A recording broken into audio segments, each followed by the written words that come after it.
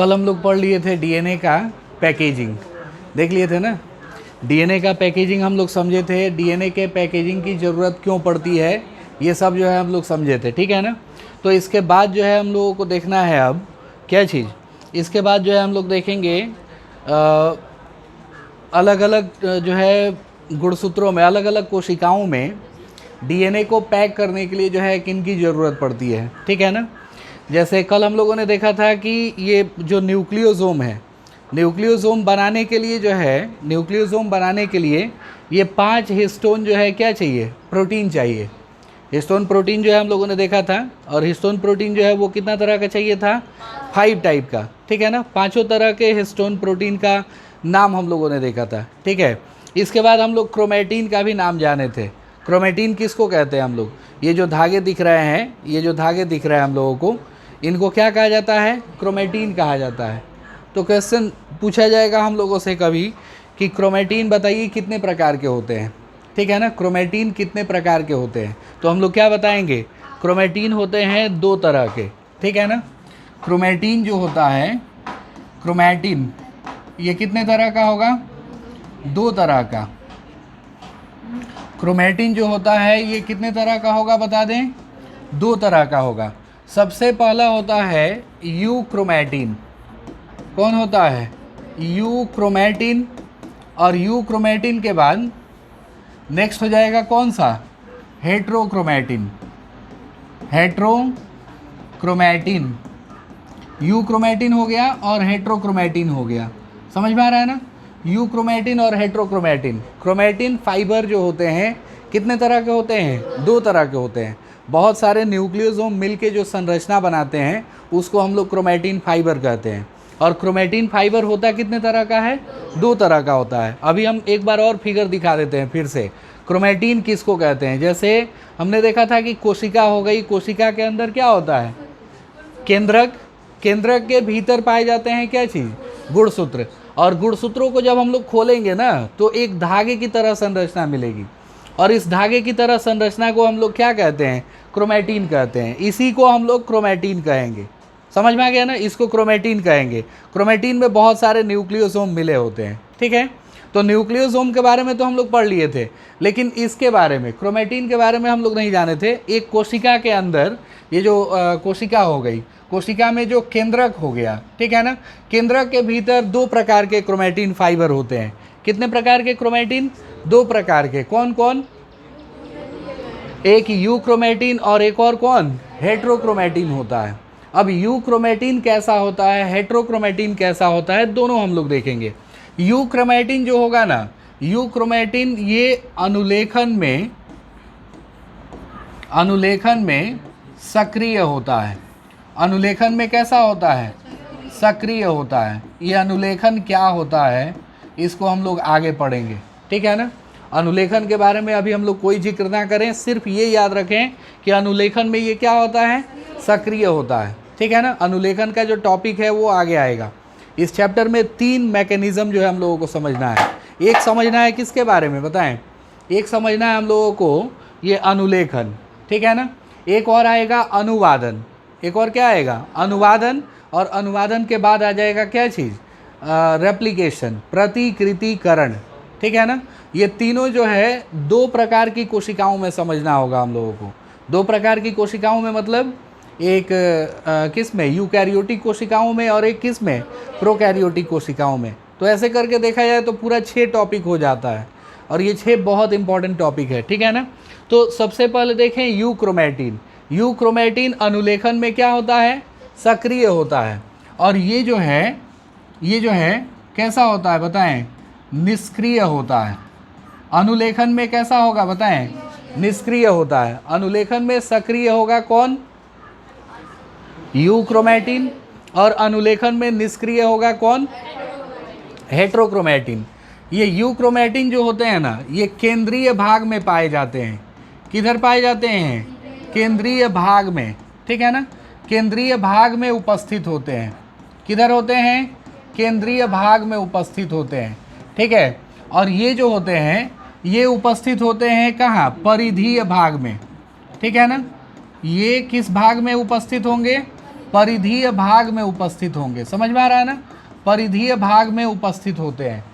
इनकी उपस्थिति जो है केंद्रक के अंदर केंद्रीय भाग में होती है। जैसे अगर हम लोग केंद्रक बना के समझें तो ये केंद्रक हो गया, अगर किनारे किनारे पे जो उपस्थित होगा, एकदम किनारे किनारे पे, ठीक है ना, उसको कौन सा क्रोमेटिन हम लोग कहेंगे?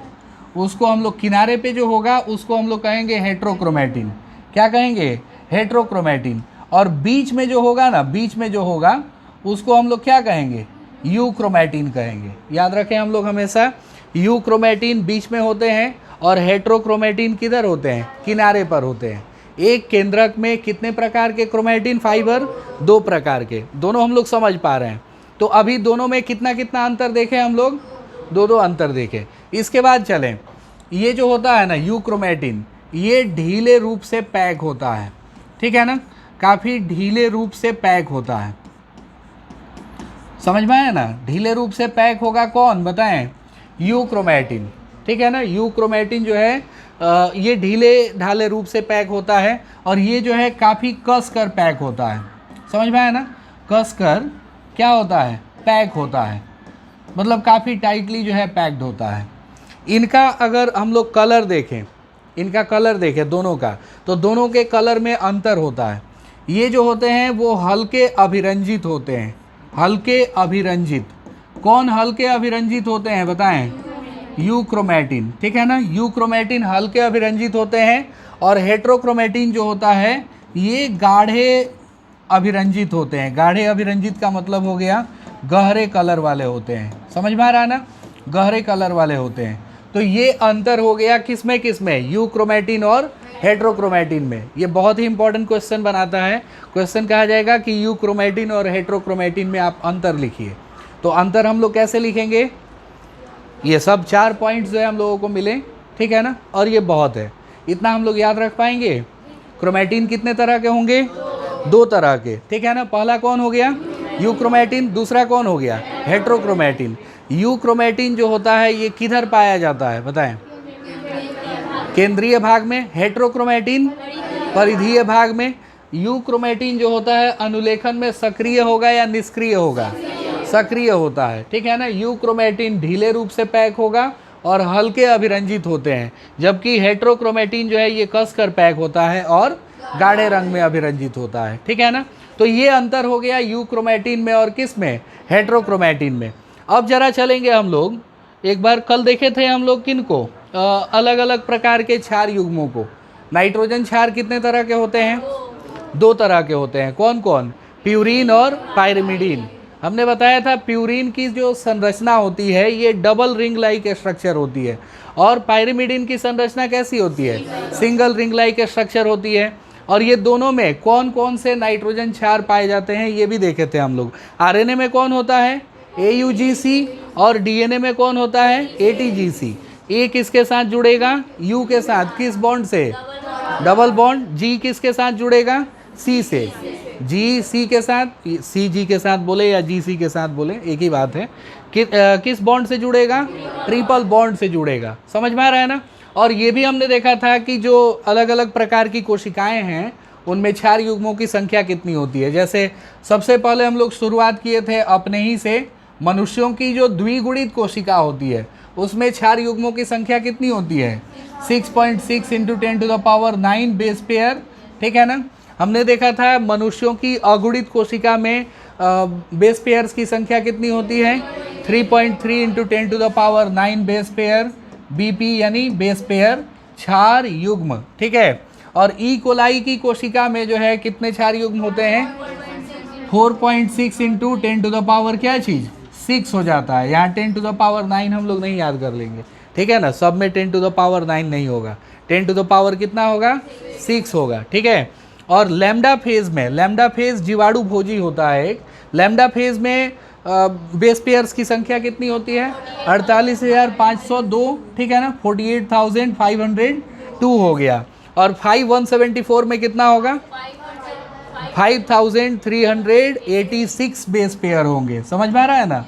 और फिर एक और जो है हम लोग देखे थे PBR। PBR जो है एक्चुअली ये नाम रखा गया है क्यों?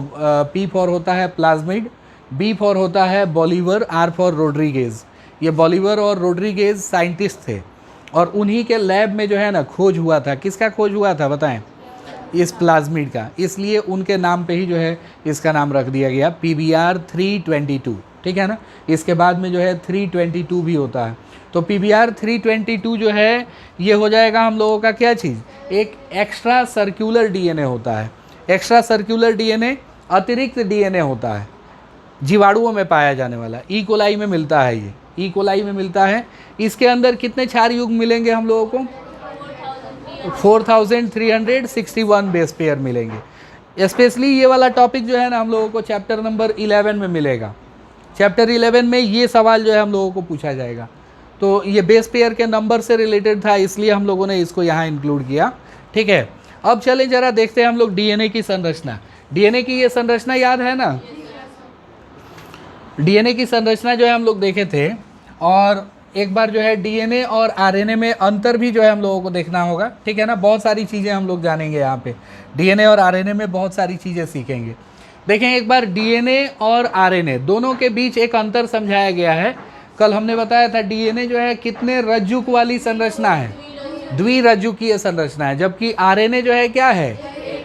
यहाँ जो भी बातें बता रहे हैं ध्यान से सुनेंगे, घर पे चाहें तो आप वीडियो में देख के जो है और ये अंतर लिख सकते हैं, ठीक है ना।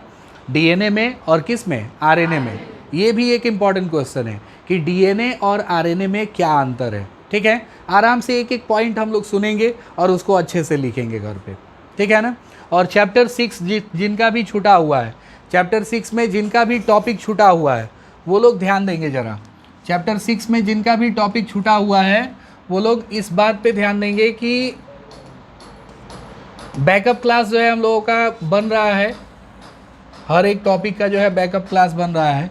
तो हम लोगों को जनरली जो है यूट्यूब में सर्च करना है अपने चैनल का नाम, ठीक है ना। और चैनल का नाम सर्च करने के बाद जो है चले आएंगे हम लोग कहाँ पे, चैनल का नाम सर्च करने के बाद जो है हम लोग चले आएंगे प्लेलिस्ट में, ठीक है ना। किधर जाएंगे, चैनल में जो है प्लेलिस्ट होता है ना, सीधे हम लोग प्लेलिस्ट में जाएंगे। और प्लेलिस्ट में जाने के बाद जो है देखें एक प्लेलिस्ट बना दिया गया है ऑलरेडी इस चैप्टर के लिए। चैप्टर 6 से रिलेटेड जितने भी वीडियोस होंगे वो वीडियोस हम लोगों को यहाँ मिल जाएंगे। अभी तक हम लोगों का कितना क्लास हुआ है, 3 क्लास हुआ है। तो 3 वीडियो इसमें ऑलरेडी अपलोडेड है, ठीक है ना। पहले दिन का, दूसरे दिन का, तीसरे दिन का, आज चौथे दिन वाला जो है अपलोड होगा। तो प्लेलिस्ट में हम लोग जाएंगे और शुरू से ये प्ले ऑल पे क्लिक करेंगे, शुरू से हम लोगों को टोटल वीडियोस जो है दिखा दिए जाएंगे। समझ में आ रहा है ना। तो ऐसे हम लोग आराम से देख सकते हैं, एक जगह इस चैप्टर का पूरा वीडियो मिल जाएगा। फर्स्ट नंबर पे दिया है, फर्स्ट डे का क्लास है। और ऐसे इसमें लिख भी दिया गया है, इंडिकेट भी कर दिया गया है क्या चीज़, पार्ट 1, ठीक है। यहाँ पार्ट 2, पार्ट 3, पार्ट 4 अब जाएगा, ठीक है। तो इस तरीके से हम लोग हेल्प लेंगे यहाँ से समझने के लिए। तो आगे हम लोग देखें ज़रा, DNA और RNA में सबसे पहला अंतर हम लोग क्या लिखेंगे बताएं। DNA द्विरज्जुकीय संरचना है, जबकि RNA एकल रज्जुकीय संरचना है। लिख पाएंगे ना इतना। इसके बाद देखें हम लोग DNA का फुल फॉर्म, एक जो है अंतर हम लोग उसका फुल फॉर्म भी लिख देंगे, ठीक है ना। क्या हो जाएगा, डीऑक्सी राइबो न्यूक्लिक एसिड और उसका राइबो न्यूक्लिक एसिड लिखेंगे। DNA का पूरा नाम ये होता है, जबकि RNA का पूरा नाम, ठीक है ना, राइबो न्यूक्लिक एसिड होता है। इसके बाद देखें हम लोग DNA के पास जो शुगर प्रेजेंट होता है वो कौन सा शुगर होता है, डीऑक्सी राइबोज शुगर। ये दोनों एक तरह से पेंटोज शुगर हैं, याद रखें हम लोग, डीऑक्सी राइबोज शुगर और इसके पास जो होता है वो है राइबोज शुगर, ठीक है ना। दोनों के पास शर्करा होता है, दोनों के पास शर्करा होता है। किसके पास, DNA के पास और RNA के पास। लेकिन DNA के पास कौन सा शर्करा होगा जरा बताएं, डीऑक्सी राइबोज शर्करा होता है, ठीक है। और इनके पास कौन सा शर्करा होगा, राइबोज शर्करा होगा। ये दोनों जो है एक तरह के पेंटोज शर्करा हैं। पेंटोज शर्करा किसको बोलेंगे हम लोग, पेंटोज शर्करा उसको बोलेंगे जिसमें कार्बन के 5 अणु होंगे।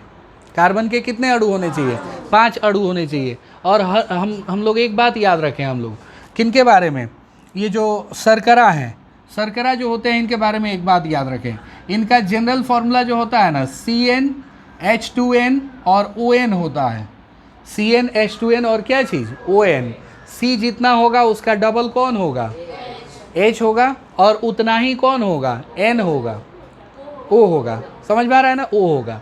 तो CnH2nOn ये कार्बोहाइड्रेट का एक जनरल फॉर्मूला है। जैसे ग्लूकोज है, ग्लूकोज का फॉर्मूला कौन बताएंगे, C6H12, C6H12O6। एक और सवाल पूछें, एक और सवाल पूछें, चलो खड़े हो जाओ, तुम ही खड़े हो जाओ, छुपो नहीं, पीछे पीछे। हाँ, चीनी का रासायनिक सूत्र बताओ। क्लास से कोई भी चीनी का रासायनिक सूत्र बताएं, 2 लोग 3 लोग। हाँ, सी कितना,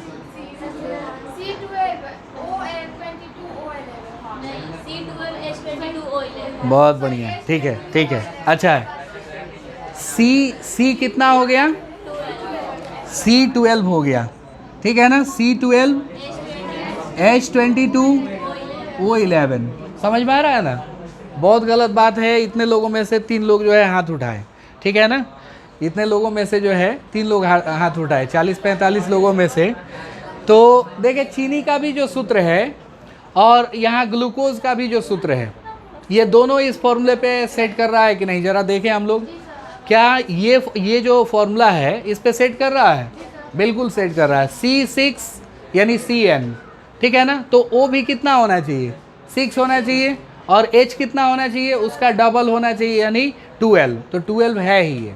लेकिन यहाँ देखे जरा, यहाँ सेट कर रहा है क्या, नहीं सेट कर रहा है ना। H कितना कम पड़ा है, H कितना कम पड़ गया है, H होना चाहिए कितना, 24 होना चाहिए, और H हो कितना गया है, हाँ देखें H जो है वो कितना होना चाहिए, 24 होना चाहिए, कितना कम पड़ गया है, और फिर O कितना होना चाहिए, 12, कितना कम पड़ा है, देख रहे हैं क्या निकला है इसमें से, तभी तो वो क्रिस्टलाइन फॉर्म में होता है।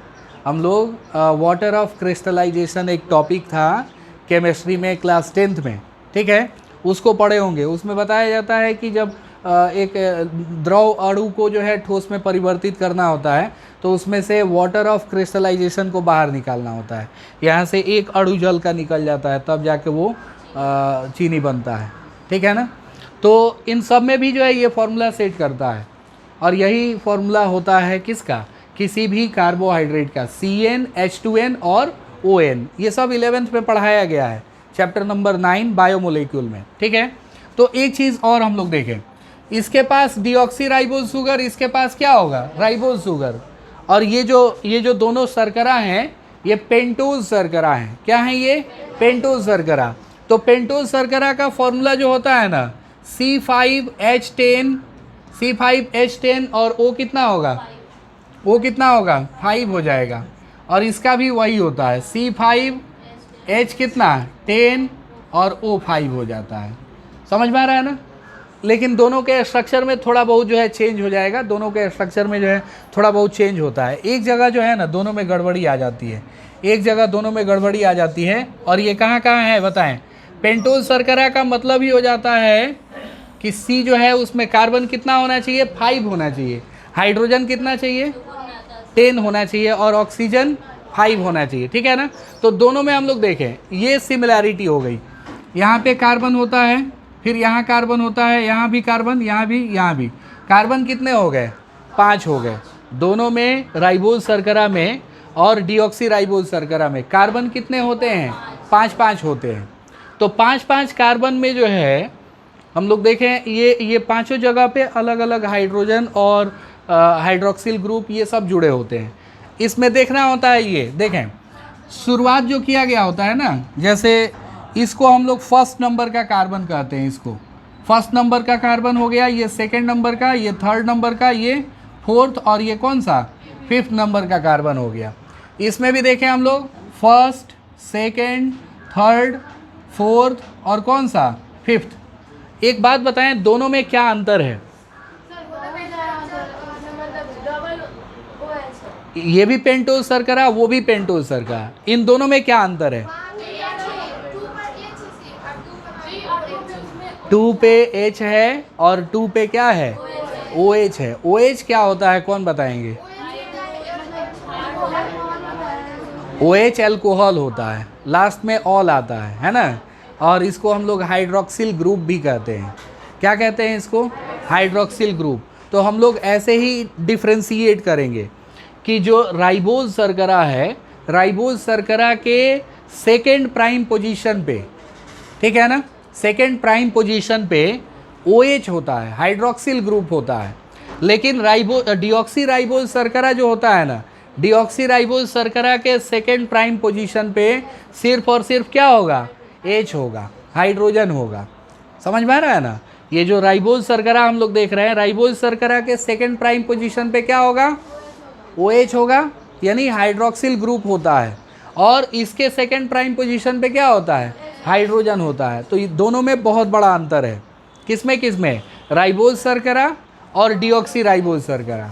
फिर से एक बार बताएं, डिऑक्सी राइबोज शर्करा में सेकेंड प्राइम पोजीशन पे क्या होगा, और उसी सेकेंड प्राइम पोजीशन पे अगर हाइड्रोजन के बदले हाइड्रोक्सिल ग्रुप आ जाए तो वो क्या बन जाएगा, राइबोज शर्करा बन जाएगा। क्या बन जाएगा, राइबोज शर्करा। और ये जो शर्करा हम लोग देख रहे हैं, ये जो शुगर देख रहे हैं, ये डीएनए के पास होता है। और वो जो शुगर हम लोग देख रहे हैं वो किसके पास होता है, आरएनए के पास होता है। याद रहेगा ना, आरएनए के पास भी होगा राइबोज शर्करा, वो भी पेंटोज शुगर है। और इसके पास होगा क्या चीज़, डिऑक्सी राइबोज शर्करा, ये भी पेंटोज शुगर है। दोनों पेंटोज शुगर ही है। और पेंटोज शुगर 2 प्रकार के ही होते हैं, ठीक है। इसके बाद देखिए जरा, कल हम लोग जाने थे नाइट्रोजन क्षारकों के बारे में, देखे थे ना। नाइट्रोजन क्षारकों में जरा इसका स्ट्रक्चर देखें, कितने रिंग बनाए गए हैं इसमें, 2 रिंग बनाए गए हैं ना। 2 रिंग वाले क्या होते हैं, प्यूरिन की पैरिमिडीन, प्यूरिन होते हैं। और यहाँ भी देखें कितने रिंग हैं, 2 रिंग है। तो ये भी क्या है, प्यूरिन है। बताए भी थे AG क्या होता है, प्यूरिन होता है। AG क्या होगा, प्यूरिन होगा। एडेनिन और ग्वानिन ये प्यूरिन होते हैं। और वहीं देखें हम लोग साइटोसिन, थाइमिन और यूरेसिल। तो साइटोसिन, थाइमिन और यूरेसिल में जो है कितना रिंग दिख रहा है, बताएं हम लोग, सिंगल रिंग। यहाँ भी सिंगल रिंग और वहाँ भी क्या चीज़, सिंगल रिंग होता है, ठीक है ना। तो ये चीज़ें हम लोग कल पढ़ चुके थे, ठीक है। इसमें अगला अंतर हम लोग यही लिखेंगे कि इनके पास, डीएनए के पास ATGC होता है। डीएनए के पास क्या होगा, ATGC होगा। और आरएनए के पास जो है, आरएनए के पास क्या होता है, AUGC होता है। डीएनए के पास ATGC, आरएनए के पास क्या चीज़, AUGC होगा। समझ में आया ना? आरएनए के पास क्या होगा, आरएनए के पास AUGC और डीएनए के पास क्या होता है, ATGC होता है। सबसे अच्छी नींद आती है क्लास में ही, पता है ना क्लास में सबसे ज़्यादा नींद आती है। तो नींद को जो है दूर भगाएं, यहाँ ध्यान लगाएं, ठीक है। पंखा बंद कर दें। डीएनए और आरएनए, ठीक है ना, दोनों में अंतर हम लोग समझ रहे हैं। तो यहाँ जो है अंतर रखें, दिमाग रखें यहाँ, नहीं तो फिर बाद में जो है समझ में आएगा नहीं। तो अभी तक हम लोग क्या क्या लिखे, सबसे पहले तो द्विरज्जुकीय संरचना, वो एकल रज्जुकीय संरचना। इसके पास क्या चीज़, डिऑक्सी राइबोज शर्करा, उसके पास राइबोज शर्करा। एक में हम लोग फुल फॉर्म भी लिख देंगे, एक में लिखेंगे क्या चीज़, इनके पास कौन कौन से नाइट्रोजन बेसेस होते हैं। इनके पास डीएनए के पास कौन कौन सा नाइट्रोजन बेस, ATGC, आरएनए के पास AUGC।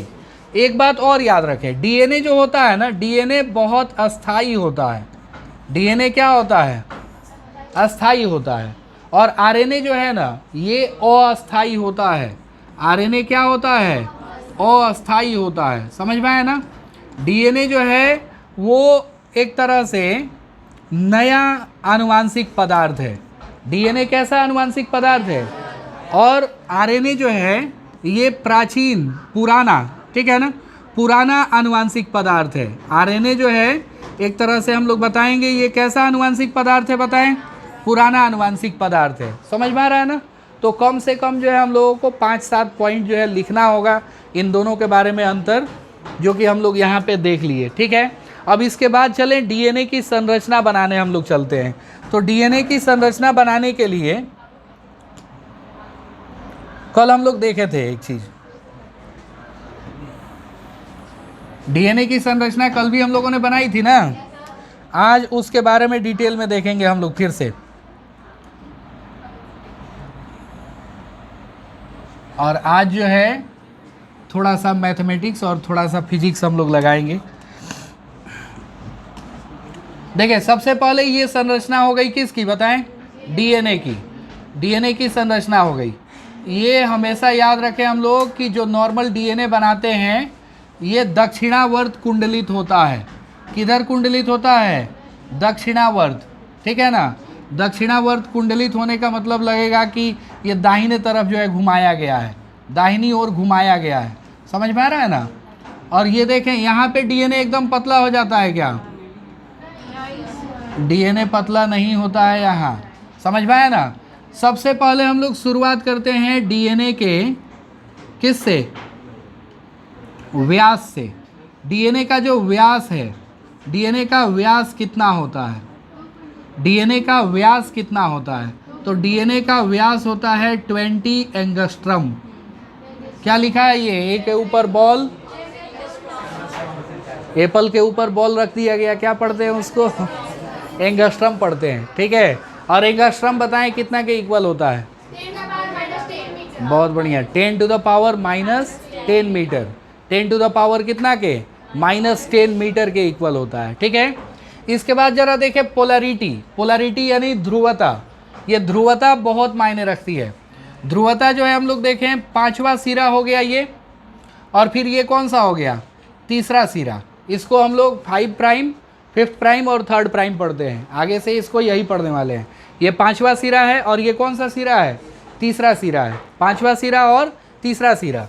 फिर इसके बाद देखें हम लोग, ये जहाँ जाके समाप्त होते हैं, ये जहाँ जाके समाप्त होते हैं, तो उधर जो है तीसरा सिरा हो गया और पांचवा सिरा हो गया, समझ में आ रहा है ना, चेंज हो जाता है ये, हमेशा याद रखें। इधर मैच कराएंगे दोनों सेम सेम नहीं मिलेगा। अगर 5 प्राइम है एक तरफ क्या होगा, 3rd प्राइम होगा, 5th प्राइम तो 3rd प्राइम। उधर भी देखें क्या मैच कर रहा है, नहीं मैच कर रहा है, क्या है, 3rd प्राइम तो 5th प्राइम है, समझ में आया ना। ऊपर ऊपर जरा देखें, ऊपर ऊपर मैच कर रहा है क्या, इधर ऊपर में कौन है, 5th प्राइम है, और उधर ऊपर में कौन है, 3rd प्राइम है, मैच नहीं करना चाहिए, ठीक है। इधर कौन है, 3rd प्राइम, और उधर कौन है, 5th प्राइम, मैच कर रहा है क्या, नहीं मैच कर रहा है। तो हम लोग यही बताते हैं कि डीएनए की जो ध्रुवता होती है ना, डीएनए की ध्रुवता, डीएनए की क्या चीज़, ध्रुवता, ये प्रति समांतर होती है। डीएनए की ध्रुवता कैसी होती है, प्रति समांतर। डीएनए की ध्रुवता कैसी होगी, प्रति समांतर, एंटी पैरेलल होता है। कैसा होता है बताएं, डीएनए का जो पोलैरिटी है, डीएनए का जो पोलैरिटी है वो कैसा होगा बताएं, एंटी पैरेलल हो जाएगा, ठीक है। डीएनए की पोलैरिटी क्या होती है, एंटी पैरेलल। ध्रुवता को हम लोग पोलैरिटी बोलते हैं, समझ में आया ना। तो डीएनए का जो पोलैरिटी होगा कैसा होगा, एंटी पैरेलल। एंटी पैरेलल का मतलब क्या हुआ बताएं, अगर एक तरफ 5th प्राइम है तो 5th प्राइम वाला जाके समाप्त होगा किस पे, 3rd प्राइम पे। इधर 3rd प्राइम है तो 3rd प्राइम वाला स्ट्रैंड जाके समाप्त होगा किस पे, 5th पे समाप्त होगा, ठीक है ना। और सबसे पहले इसमें हम लोग रज्जुक देखे थे। रज्जुक कितने होते हैं बताएं, रज्जुक जो है वो कितने होते हैं, 2 होते हैं, ठीक है ना। रज्जुक कितने होंगे, 2 होंगे, और इनके बीच 4 युग्म होते हैं, इनके बीच 4 युग्म होते हैं। तो अब जरा देखें हम लोग, इस एक घुमाव को, इस एक घुमाव को हम लोग क्या कहते हैं, एक घुमाव जो दिख रहा है ना हम लोगों को, इस एक घुमाव को हम लोग पिच कहते हैं।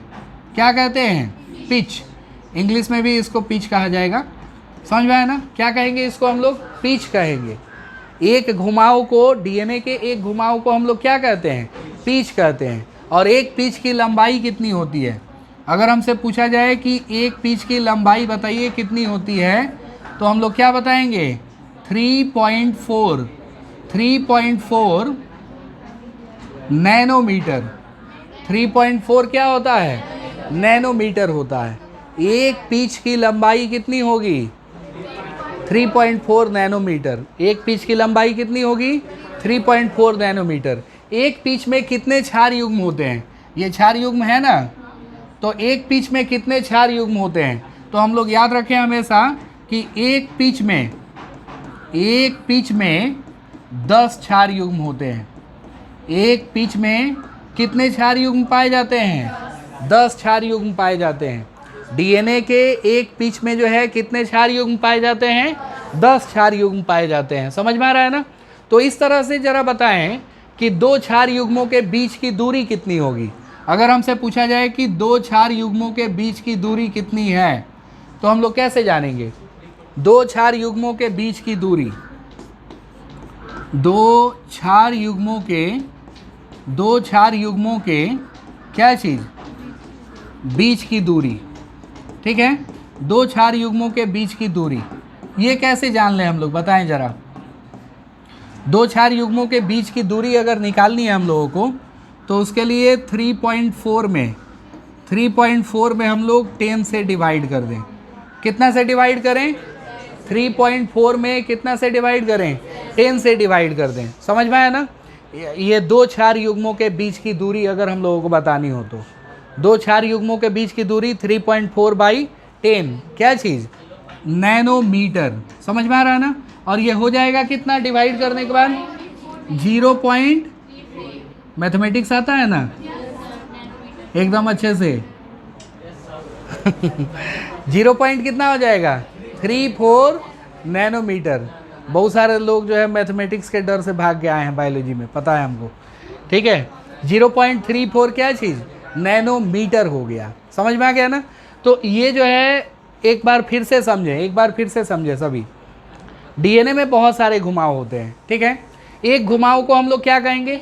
पिच कहते हैं, या फिर इसको हेलिक्स भी कहा जाता है। क्या कहा जाता है? हेलिक्स कहा जाएगा। ठीक है ना? तो पिच की लंबाई कितनी होती है? एक पिच की लंबाई कितनी होती है? 3.4 नैनोमीटर। एक पिच में कितने क्षार युग्म होते हैं? 10 क्षार युग्म होते हैं। और दो क्षार युग्मों के बीच की दूरी कितनी होती है? 0.34 नैनोमीटर। समझ में आ रहा है ना? 0.34 क्या? नैनोमीटर। एक बात और हम लोग देखें जरा, एक बात और हम लोग देख लें।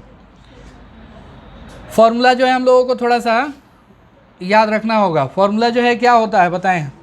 फॉर्मूला जो है नैनोमीटर का और एंगस्ट्रम का। एक नैनोमीटर जो होता है ये कितना होता है? 10⁻⁻9 मीटर के इक्वल होता है। 10⁻ कितना के इक्वल होता है? -9 मीटर के इक्वल होता है। और फिर उसके बाद देखें, एक एंगस्ट्रम जो होगा वो कितना के इक्वल होगा? 10⁻10 मीटर के इक्वल होगा। 10⁻ कितना के? -10 मीटर के। ये केमिस्ट्री में भी हम लोग पढ़े होंगे और फिजिक्स में भी पढ़े होंगे। समझ में आ रहा है ना? दोनों में पढ़ने को मिला होगा। फिजिक्स में तो सबसे पहले यही पढ़ाया जाता है, यूनिट्स एंड मेजरमेंट। सबसे पहले इसकी ज़रूरत होती है ताकि हम लोग केमिस्ट्री में भी मापना सीख जाएं, बायोलॉजी में भी मापना सीख जाएं। तो ये हो गया हम लोगों का नैनोमीटर और एंगस्ट्रम। अब ज़रा बताएं, ये जो है, खड़े हो जाओ। हाँ, इसको एंगस्ट्रम में बदल के दिखाना है। एंगस्ट्रम में फॉर्मूला लिखा हुआ है, एंगस्ट्रम में बदल के दिखाना है।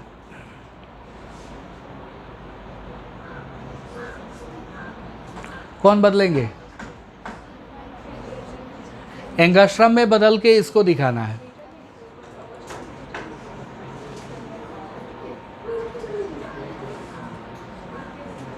बैठो बैठो बैठो। 34 मीटर। ठीक है, बैठो बैठो। और लोग बताएं, और कोई कितना होगा?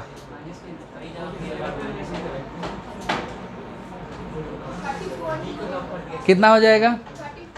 तो एंगस्ट्रम में अगर ये डेटा हमसे पूछा जाए तो एंगस्ट्रम में बताना हो हम लोग कितना बता देंगे? 34 एंगस्ट्रम। 34 क्या चीज़? एंगस्ट्रम हो गया। ठीक है, और ये कितना होगा? उसका हो जाएगा 3.4 3.4 एंगस्ट्रम। 3.4 एंगस्ट्रम। ये देखें क्यों बता रहे हैं एंगस्ट्रम और नैनोमीटर में? क्योंकि क्वेश्चन कुछ भी पूछा जा सकता है। समझ में आ रहा है ना? और हम लोगों को याद रखना है सब नैनोमीटर वाला याद रखना है, एंगस्ट्रम वाला नहीं याद रखेंगे। ठीक है ना। एंगस्ट्रम वाला डेटा हम लोग नहीं याद रखेंगे, सब याद रखेंगे कौन सा, नैनोमीटर वाला, एक ही कोई याद रखेंगे, नहीं तो कन्फ्यूजन बहुत है। यहाँ भी देखें 3.4 है, यहाँ भी 3.4 है, तो हम लोग लगेंगे मिलाने इधर का उधर, समझ में आ रहा है ना। इसलिए एक ही याद रखें, एक को चेंज करना हमें आना चाहिए। जैसे नैनोमीटर को एंगस्ट्रम में चेंज करने आना चाहिए। और देखो इतना मतलब जो है भारी सवाल नहीं है कि नैनोमीटर से एंगस्ट्रम बदलने में उतना टाइम लग जाए, ठीक है। एकदम सिंपल सा जो है तरीका है, इसका तरीका हमें सीखना है।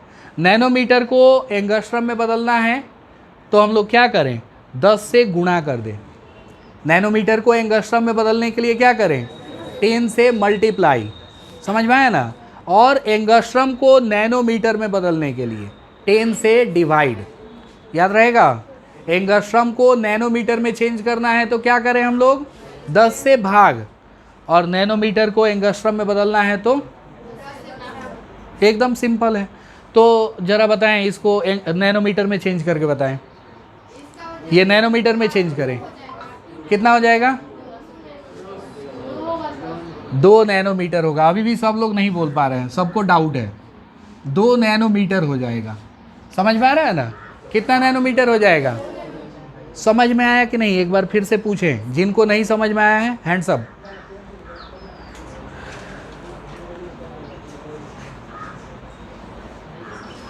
कितना साल बाद आए हो क्लास में, यही रीज़न है। ये भी क्लास मिस होगा तो सब कुछ मिस हो जाएगा। ठीक है, अच्छी बात है। एग्ज़ाम हो रहा था, हम लोग वीडियो देखे। वीडियो किस लिए बन रहा है,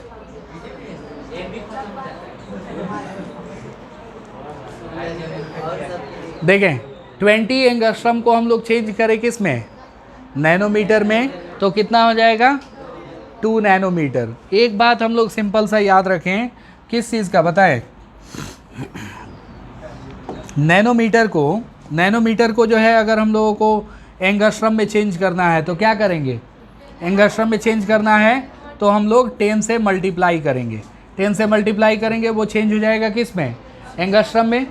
और अगर हम लोगों को एंगस्ट्रम को चेंज करना है किस में, नैनोमीटर में, तो हम लोग क्या करें बताएं, हम लोग डिवाइड कर दें 10 से, वो चेंज हो जाएगा किस में, नैनोमीटर में। तो ये 2 चीज़ें हम लोग याद रखें, ये 2 चीज़ें याद रखें हम लोग। एक तो फॉर्मूला हो गया जनरल सा, और फिर उसके बाद जो है कैसे हम लोग बदलते हैं नैनोमीटर को किस में, एंगस्ट्रम में। समझ में आ रहा है ना। इस तरीके से हम लोग जो है इसको जानेंगे। तो डीएनए के बारे में हम लोग क्या क्या सीखे ज़रा बताएं।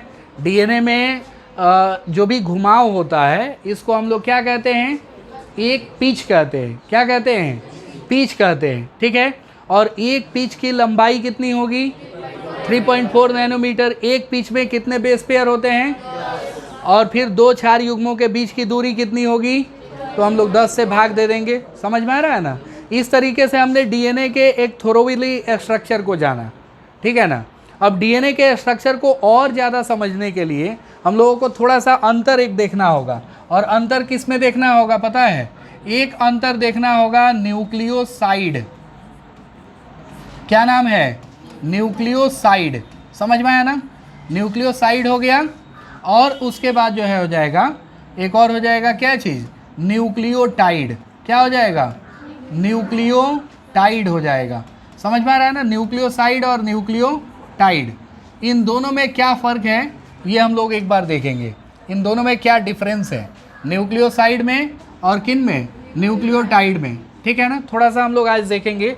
तो न्यूक्लियोसाइड में जो है ना 2 अणु होते हैं। न्यूक्लियोसाइड में कितने अणु होते हैं, 2 अणु होते हैं। और न्यूक्लियोटाइड में कितने अणु होते हैं, 3 अणु होते हैं। साइड में कितने, 2, और टाइड में कितने, 3। याद रहेगा ना, टाइड में 3, साइड में 2। समझ में आ रहा है ना। टाइड में कितने, 3, और साइड में कितने, 2 अणु होते हैं। कौन कौन, अगर ये पूछा जाता है तो हम लोग बताएंगे कौन कौन अणु होते हैं। वो 2, उनका नाम हम लोग लेंगे। सबसे पहले जो है एक नाइट्रोजन क्षार होगा। कौन होगा बताएं, नाइट्रोजन क्षार होते हैं। और नाइट्रोजन क्षार के साथ जुड़ा रहता है एक और क्या चीज़, पेंटोज शर्करा।